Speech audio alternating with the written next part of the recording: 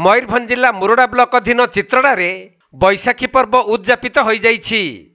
एही उपलक्षे आज उड़ा पर्व अनुष्ठित होइथिबा बेले दीर्घ 11 दिन धरी भक्त माने उपवास पालन करुथिले।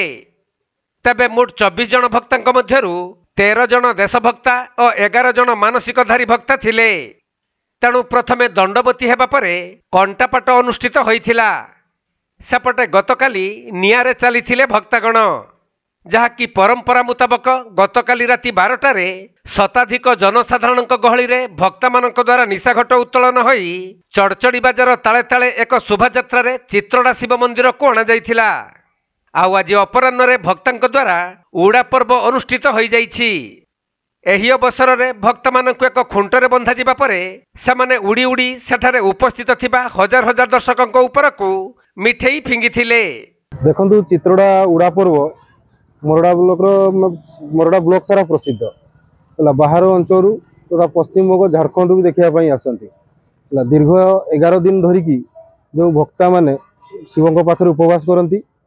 चलित वर्ष मोट 24 जन भक्ता थिले। 24 जन मध्य 13 जन देशुआ भक्ता और 11 जन मानसिकधारी भक्ता, से जड़े पाट भक्ता थिले।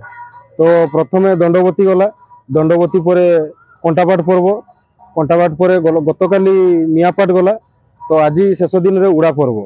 तो ये उड़ा पर्व रे चित्रडार एठी जो विशेषत्व होची भक्ता माने उड़ी उड़ी भक्त आमर जो थांती उपस्थित भक्तों ऊपर को मिठई लड़ू फिंगी थांती। तो यही परिप्रेक्षी रे हमर गोटे जो देहरे कंटा फुड़ी जड़े शिव भक्त शिव उपासक देहरे कंटा फुड़ी तांकू मंदिर परिक्रमा करी थांती एक शोभा यात्रा रे।